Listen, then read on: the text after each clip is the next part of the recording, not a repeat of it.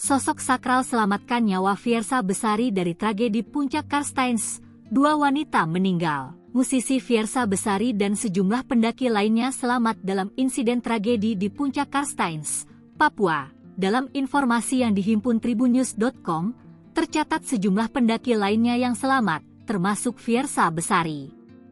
Sementara itu, 2 pendaki wanita atas nama Lili Wijayanti dan Elsa Laksono meninggal dunia pada Sabtu, 1 Maret 2025. Informasi itu disampaikan Kapolres Mimika, AKBP Billy Hildiarto Budiman.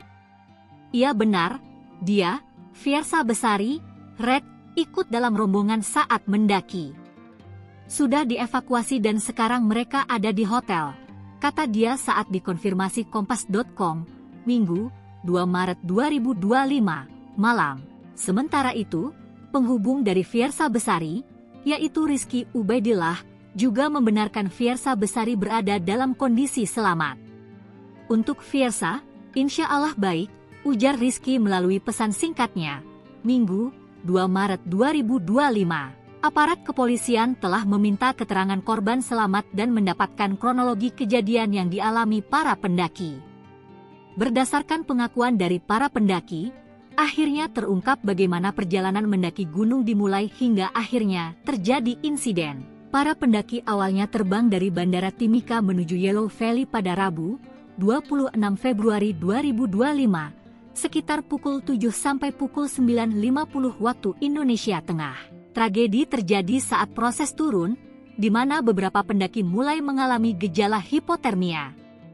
Mendengar laporan tersebut, Pemandu Justinus Sondigau langsung bergerak membawa perlengkapan darurat seperti sleeping bag, fly sheet, air panas, dan radio.